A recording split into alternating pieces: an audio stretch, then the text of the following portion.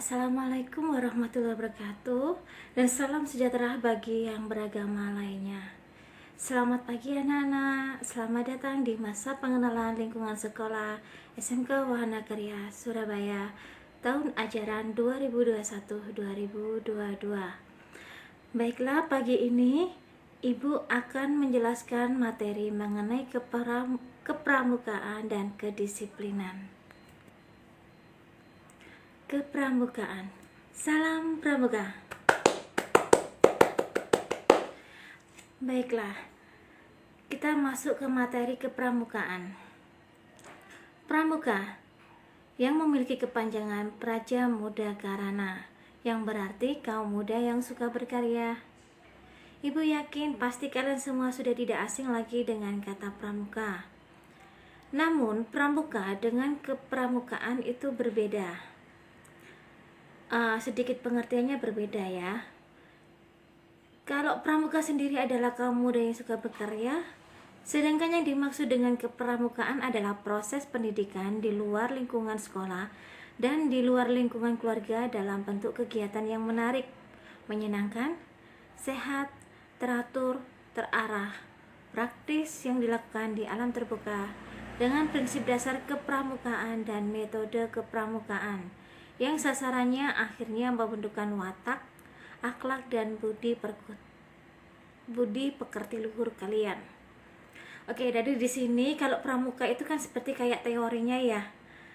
Sedangkan untuk kepramukaan ini seperti ininya, prakteknya. Misalnya kegiatan kalian selama di luar lingkungan sekolah dan di luar lingkungan rumah, misalnya berkemah, gitu ya. Jadi kepramukaan adalah sistem pendidikan kepanduan yang disesuaikan dengan keadaan, kepentingan, dan perkembangan masyarakat dan bangsa Indonesia. Baiklah, perlu diketahui sejarah pramuka di Indonesia. Itu di Indonesia sendiri, penggunaan istilah pramuka itu baru resmi digunakan pada tahun 1961. Akan tetapi, gerakan pramuka sejatinya telah ada sejak zaman penjajahan Belanda dengan nama kepanduan.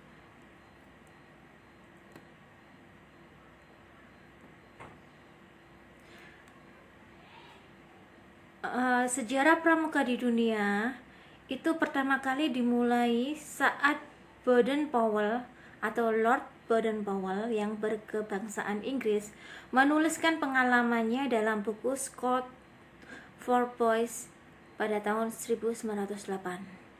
Buku tersebut dibuat untuk panduan acara perkemahan yang dirintisnya pada tahun itu. Karena hal tersebut, akhirnya Baden-Powell atau Lord Baden-Powell disebut sebagai Bapak Pandu Dunia. Sedangkan di Indonesia sendiri, pada tanggal 14 Agustus 1961, gerakan pramuka baru diperkenalkan secara resmi kepada seluruh masyarakat, sehingga ulang tahun pramuka itu diperingati setiap tanggal 14 Agustus. Sedangkan pimpinan tertinggi dalam cabang pramuka adalah kuartir, di mana di bawah kuartir ada kuarcap, ada kuaran, ada gus depan. Jadi pada saat itu yang menjabat sebagai ketua kuartir gerakan pramuka adalah Sri Sultan Hamengkubuwono yang ke-9, sehingga beliau disebut sebagai Bapak Pramuka Indonesia. Jadi kuartirnya itu di daerah Cibubur, dan sekarang itu yang terkenal itu Bumi Perkemahan Cibubur. Adapun tujuan gerakan pramuka adalah yang pertama, seorang pramuka sejati diharapkan memiliki kepribadian yang beriman, bertakwa, berakhlak mulia, berjiwa patriotik, taat hukum, disiplin, menjunjung tinggi nilai-nilai luhur bangsa, berkecakapan hidup, sehat jasmani dan rohani. Oke, Ibu jelaskan sedikit ya. Di sini dimaksud dengan memiliki kepribadian yang beriman dan bertakwa, itu jadi seorang pramuka itu harus melaksanakan kewajibannya sebagai orang yang beragama, yaitu beribadah, melaksanakan dan menjauhi segala larangan dari agama yang dipercayai, gitu ya. terus berakhlak mulia. Jadi setiap pramuka sejati itu diharapkan memiliki akhlak yang mulia, yaitu suka menolong, suka membantu, jika menolong tanpa pamrih, berjiwa patriotik. Jadi seorang pramuka itu harus memiliki jiwa seperti patriot atau seorang pahlawan, dimana mereka itu membela kebenaran, terus rela berkorban, dan masih banyak lainnya ya. Jadi sifat-sifat yang ada di dalam kepahlawanan. Taat hukum, disiplin. Taat hukum dan disiplin. Jadi di sini diharapkan seorang pramuka sejati itu tidak pernah melanggar hukum atau melanggar norma-norma yang ada di sekitar kita. Disiplin berarti kita harus mematuhi setiap aturan yang ada. Kemudian menjunjung tinggi nilai-nilai luhur bangsa lah. Menjunjung tinggi nilai-nilai luhur bangsa ini diharapkan seorang pramuka sejati itu memiliki nilai-nilai luhur yang ditinggalkan oleh para leluhur kita atau sebelum kita, seperti para pahlawan atau nilai-nilai yang ada di dalam Pancasila gitu. Berkecakapan hidup, maka diharapkan seorang pramuka sejati itu cakap dalam hidupnya. Misalnya dalam keadaan genting dia mampu melewati keadaan genting tersebut, dia bisa memikirkan bagaimana jalan keluarnya. Jadi dia itu memiliki kecakapan hidup dalam situasi macam apapun, dia bisa melalui semua itu gitu. Sehat jasmani dan rohani itu sudah jelas sekali ya di sini. Kalau jelas sehat jasmani dan rohani, otomatis secara fisik maupun secara mental atau kejiwaan itu seorang pramuka sejati itu harus sehat. Maka karena dari itu pramuka sejati tidak boleh bersedih, harus tetap bahagia. Jadi tujuan gerakan pramuka selain itu, yang kedua adalah menjadi warga negara yang berjiwa Pancasila, setia dan patuh kepada Negara Kesatuan Republik Indonesia, serta menjadi anggota masyarakat yang baik dan berguna, yang dapat membangun dirinya sendiri secara mandiri, serta bersama-sama bertanggung jawab atas pembangunan bangsa dan negara, memiliki kepedulian terhadap sesama hidup dan alam lingkungan. Jadi di sini seorang pramuka sejati itu harus memiliki jiwa Pancasila. Jadi kita harus nilai-nilai yang ada dalam Pancasila itu harus kita terapkan dalam kehidupan sehari-hari. Setia dan patuh kepada Negara Kesatuan Republik Indonesia itu berarti kita harus cinta dan memiliki jiwa nasionalisme, bangga dengan produk-produk atau ciptaan dari bangsa kita sendiri.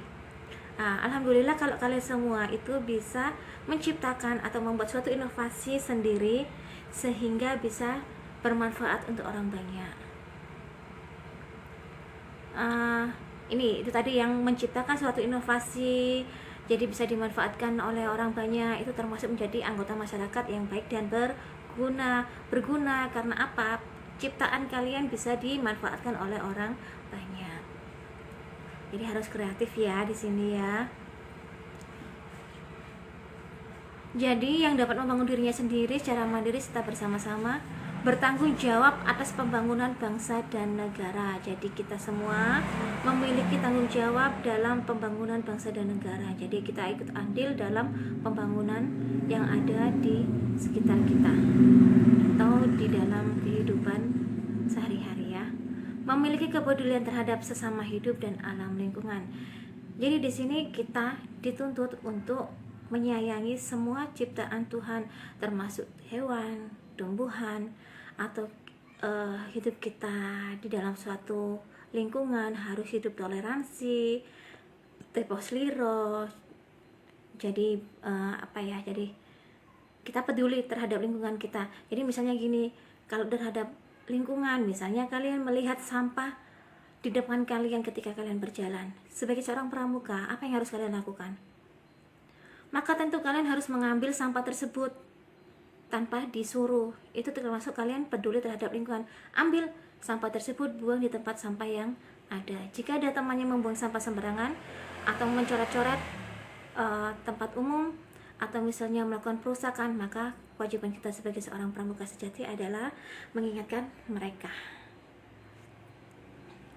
Oke, itu tadi tujuan dari gerakan pramuka. Sekarang kita masuk pada gerakan pramuka berlandaskan prinsip-prinsip dasar sebagai berikut. Yang pertama, iman dan takwa kepada Tuhan Yang Maha Esa. Yang kedua, peduli terhadap bangsa dan tanah air, sesama hidup, dan alam seisinya. Yang ketiga, peduli terhadap dirinya pribadi. Dan yang keempat adalah taat kepada kode kehormatan pramuka. Di sini kode kehormatan pramuka ya Trisatya sama Dasa Dharma itu sendiri. Oke. Sini Ibu akan menjelaskan kembali mengenai kode kehormatan pramuka ya. Ada Trisatya dan Dasa Dharma. Trisatya adalah sebuah ikrar atau janji yang diikrarkan oleh para anggota pramuka. Trisatya sendiri dari kata tri dan satya. Tri berarti 3, satya berarti kesetiaan, yang artinya adalah 3 kesetiaan yang harus dipenuhi oleh atau dipatuhi oleh setiap anggota pramuka. Trisatya ini ada 3 poin yang berbunyi, demi kehormatanku, aku berjanji akan bersungguh-sungguh menjalankan kewajibanku terhadap Tuhan dan Negara Kesatuan Republik Indonesia, menolong sesama hidup dan mempersiapkan diri membangun masyarakat. Dan yang ketiga, menepati Dasa Dharma. Sudah jelas ya. Jadi kita harus menjalankan kewajiban kita ya tadi, berdakwah dan beriman kepada Tuhan. Terus kita harus juga memiliki jiwa nasionalisme, cinta terhadap semua produk dalam negeri atau mencintai Indonesia, bangga menggunakan bahasa Indonesia, bangga menggunakan produk-produk dari Indonesia, menolong sesama hidup dan mempersiapkan diri membangun masyarakat. Jadi kita harus siap sedia menolong setiap orang atau makhluk lain, misalnya tumbuhan atau hewan yang ada di sekitar kita. Menepati Dasa Dharma. Jadi kita tidak hanya menghafalkan saja, tapi kita juga harus bisa menepati setiap poin yang ada dalam Dasa Dharma. Adapun Trisatya tersebut di atas mengandung arti bahwa seorang pramuka berkewajiban sebagai berikut. Yang pertama, menjalankan kewajiban dan perintah Tuhan serta menjauhi segala apa yang menjadi larangannya. Jadi ini pengertian dari poin pertama Trisatya tadi ya. Terus seorang pramuka juga harus melaksanakan kewajibannya terhadap Negara Kesatuan Republik Indonesia. Masih poin 1. Seorang pramuka Indonesia juga harus melaksanakan kewajiban terhadap Pancasila, yaitu dengan cara menghayati dan mengamalkan isinya dalam kehidupan sehari-hari. Itu juga masih menjadi poin 1. Seorang pramuka kewajibannya terhadap sesama masyarakat. Berarti di sini sudah masuk poin yang kedua. Jadi kita harus menolong sesama makhluk hidup, baik itu hewan, tumbuhan maupun manusia. Terus selanjutnya ada seorang pramuka harus memiliki kewajiban menghayati dan mengamalkan Dasa Dharma. Jadi selain dihayati, kita juga harus mengamalkan Dasa Dharma, seperti halnya kita mengamalkan Pancasila dalam kehidupan kita sehari-hari. Dasa Dharma. Dasa Dharma pramuka terdiri dari kata dasa dan dharma. Dasa sendiri adalah 10 dan dharma adalah perbuatan atau kebajikan. Jadi Dasa Dharma adalah 10 kebajikan yang menjadi pedoman bagi pramuka dalam kehidupan atau bertingkah laku sehari-hari. Poin-poin Dasa Dharma pramuka pasti kalian masih ingat nggak ya? Ingat nggak ya? Yuk, semoga kalian ingat ya. Jadi kalau Dasa Dharma pramuka itu kan ada 10 poin. Itu biasanya disingkat tak cinta paparera hedi persu. Tak berarti takwa kepada Tuhan Yang Maha Esa. Tak cinta alam dan kasih sayang sesama manusia. Patriot yang sopan dan kesatria. Patuh dan suka bermusyawarah. Rela menolong dan tabah. Rajin, terampil dan gembira. Hemat, cermat dan bersahaja. Disiplin, berani dan setia. Bertanggung jawab dan dapat dipercaya. Suci dalam pikiran, perkataan dan perbuatan. Jadi kalian kalau menghafalkan Dasa Dharma mudah ya. Tak cinta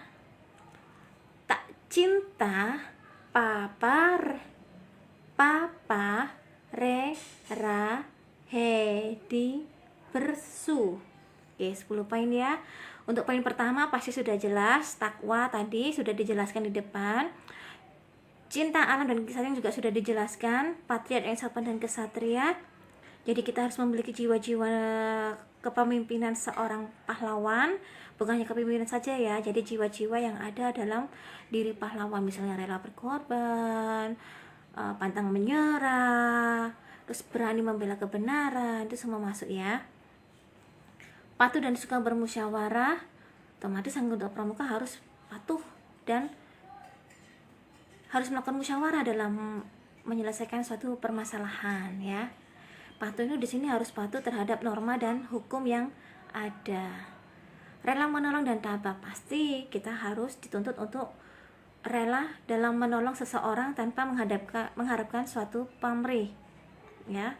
Tabah itu kita harus tabah dalam menghadapi setiap situasi yang terjadi pada diri kita. Jadi kita seorang pramuka tidak boleh mengeluh, pantang untuk mengeluh. Jadi kita harus bisa menerima setiap keadaan pada diri kita. Rajin, terampil, dan gembira. Jadi pramuka itu harus rajin, gak boleh males ya. Terampil berarti kalian tuh harus bisa memanfaatkan apa yang ada di sekitar kalian untuk dijadikan sesuatu yang lebih bermanfaat. Misalnya ada botol bekas, kalian lihat botol bekas kalau dibuangkan jadi sampah. Sebagai seorang pramuka, kalian harus bisa mengolah sampah tersebut supaya menjadi bahan yang lebih bermanfaat. Nah, bisa dibuat kotak pensil, bisa dibuat kayak sekarang model pagar-pagar itu. Terus sekarang juga bisa digundingi dibuat kayak pakaian, daur ulang. Jadi macam-macam terserah kalian. Jadi kalian harus terampil menggunakan apa yang ada di sekitar kalian. Gembira. Ini pramuka itu hatinya harus gembira terus, tidak boleh bersedih ya. 7. Hemat, cermat, dan bersahaja. Di sini pramuka harus bisa berhemat, tidak boleh berfoya-foya. Cermat, kita harus lebih teliti dalam segala hal ya. Bersahaja ya, jadi kita nggak boleh kayak bersahaja itu berarti kita memiliki kayak etika dalam hidup. 8. Disiplin, berani, dan setia. Berarti di sini kalian disiplin harus mentaati, sama kayak tadi ya, patuh bersama dengan disiplin. Disiplin itu berarti kalian harus dengan sadar bertanggung jawab terhadap setiap norma atau hukum-hukum yang ada. Kalian tidak boleh melanggar ya. Berani di sini berarti kalian harus berani melakukan sesuatu yang memang kalian anggap itu benar ya, bukan berarti di sini sok jagoan. Oke. Bertanggung jawab dan dapat dipercaya. Tentu seorang pramuka sejati harus bertanggung jawab terhadap pada setiap apa yang mereka lakukan, harus berani bertanggung jawab. Berani berbuat, harus berani bertanggung jawab dan dapat dipercaya.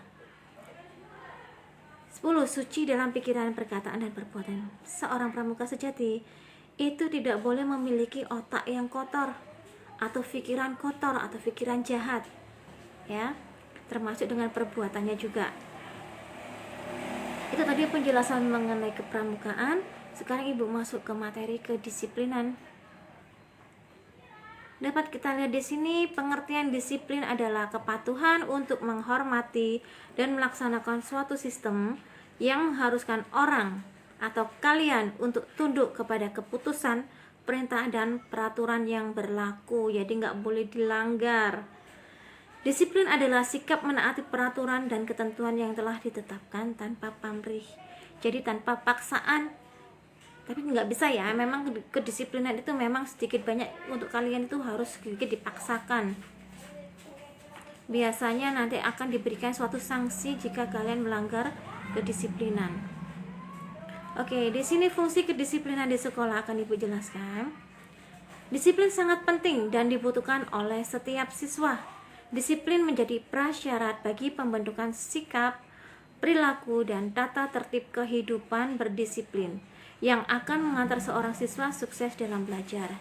Jadi, jika kalian tidak memiliki kedisiplinan dalam belajar, maka kesuksesan kalian untuk kedepannya itu juga akan terhambat.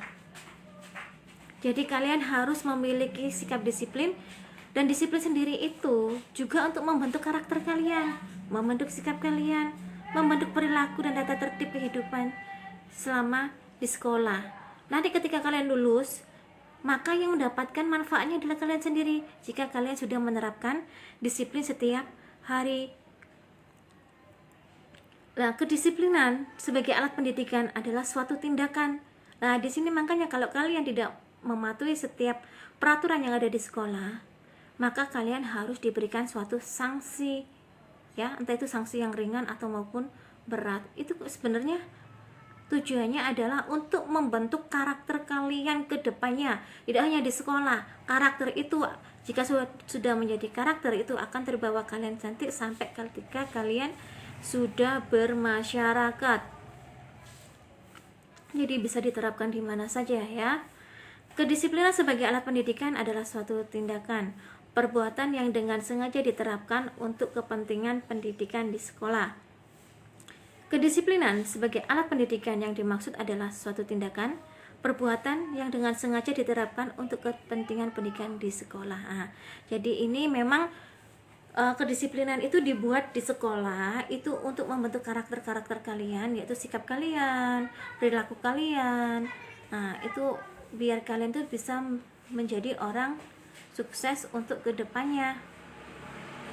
Di samping sebagai alat pendidikan, kedisiplinan juga berfungsi sebagai alat menyesuaikan diri dalam lingkungan yang ada. Ini yang maksud Ibu. Jadi sebagai alat pendidikan maksudnya sebagai alat di sekolah, kedisiplinan juga berfungsi sebagai alat menyesuaikan diri kalian ketika kalian nanti terjun di masyarakat ataupun dalam dunia pekerjaan. Karena di dalam dunia kerja, kedisiplinan itu sangat penting, ya. Dalam hal ini, kedisiplinan dapat mengarahkan seseorang untuk menyesuaikan diri, terutama dalam menaati peraturan dan tata tertib yang berlaku di lingkungan itu. Jadi fungsinya disiplin banyak sekali ya sebenarnya ya. Itu juga mencakup nanti hal-hal yang lainnya.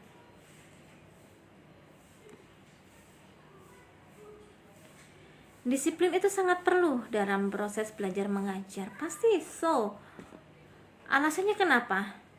Ya karena alasannya disiplin dapat membantu kegiatan belajar, dapat menimbulkan rasa senang untuk belajar dan meningkatkan hubungan sosial. Misalnya gini, ketika kalian dalam suatu pembelajaran,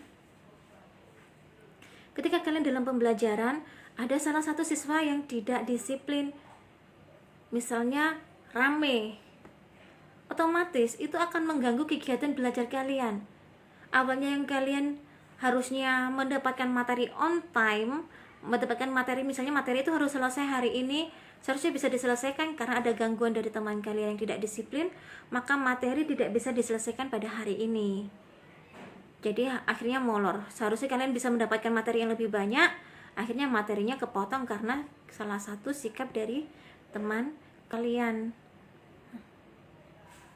Apabila peraturan sekolah tanpa tata tertib, akan muncul perilaku yang tidak tertib, tidak teratur, tidak terkontrol, perilaku liar, yang pada gilirannya mengganggu kegiatan pembelajaran. Pasti tidak mungkin tidak terganggu. Karena apa? Ketika Bapak Ibu guru menjelaskan materi, ketika ada temanmu berisik, otomatis mengganggu kegiatan belajar. Bapak Ibu guru juga merasa terganggu karena tidak bisa menyelesaikan materi yang ada.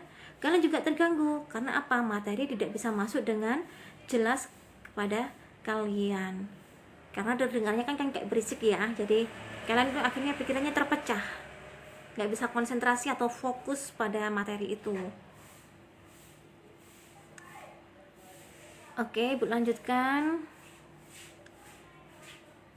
Suasana kondusif yang dibutuhkan dalam pembelajaran menjadi terganggu. Dalam hal ini, penerapan dan pelaksanaan peraturan sekolah menolong para siswa agar dilatih dan dibiasakan hidup teratur, bertanggung jawab, dan menjadi dewasa. Ya, seperti tadi Ibu bilang bahwa kedisiplinan diciptakan sekolah atau peraturan diciptakan sekolah itu untuk membentuk karakter kalian. Jadi melatih kalian dan membiasakan kalian untuk hidup teratur, dan bertanggung jawab, dan kalian juga bisa berpikir lebih dewasa. Adapun macam-macam disiplin, ada disiplin waktu, ada disiplin sikap, ada disiplin kerja. Disiplin waktu ini misalnya ya, kalian masuk pukul 7.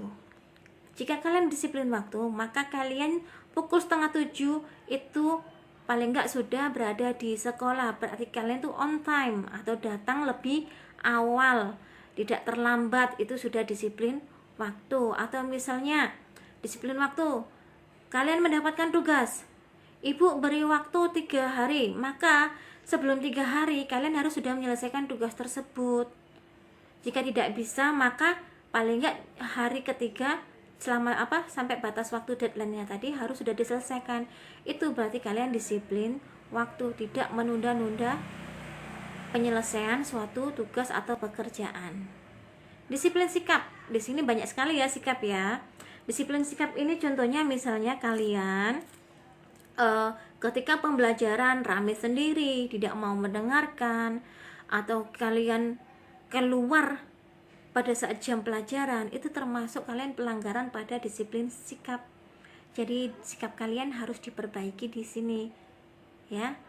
Jadi kita dalam proses belajar mengajar kalau bisa harus simbiosis mutualisme, saling menguntungkan. Bapak Ibu guru bisa menyampaikan materi kepada kalian dan kalian bisa mendapatkan ilmu yang sudah disampaikan oleh Bapak Ibu guru. Jadi sama-sama menguntungkan. Jangan sampai menjadi simbiosis parasitisme ya. Parasit, kalian tahu kan parasit itu apa?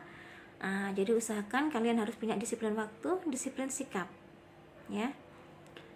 Disiplin kerja di sini karena kalian sebagai seorang siswa, maka disiplin kerja adalah di sini gambarannya misalnya gini, Bapak Ibu guru memberikan tugas pada kalian, ya kalian harus mengerjakan. Kalau kalian tidak mengerjakan, berarti kalian juga sudah melanggar disiplin kerja. Tidak menyelesaikan tugas yang diberikan, itu termasuk pelanggaran pada disiplin kerja. Yang rugi siapa? Pasti kalian, bukan Bapak Ibu guru, karena yang butuh nilai kan kalian. Dari sini paham? Jadi harapan Ibu di sini menyampaikan materi mengenai kepramukaan dan kedisiplinan. Harapan Ibu adalah kalian semuanya bisa melaksanakan poin-poin yang ada pada Trisatya, Dasa Dharma, Pancasila, dan melaksanakan kedisiplinan atau tidak melanggar peraturan yang ada di sekolah, karena kewajiban kalian adalah menaati peraturan sekolah selama kalian berada di sekolah. Jadi harus mendengarkan perintah Bapak Ibu guru dan menaati semuanya dan tidak melanggarnya atau menantang Bapak Ibu guru. Ingat ya, Bapak Ibu guru di sini adalah orang tua kedua kalian. Jadi kami hanya ingin memberikan yang terbaik buat kalian dan semoga kita bisa bekerja sama dengan baik. Baiklah, demikian materi yang dapat Ibu sampaikan pada MPLS hari ini. Terima kasih, tetap semangat belajar dan jangan lupa tetap jaga kesehatan, patuhi protokol kesehatan ya. Assalamualaikum warahmatullahi wabarakatuh.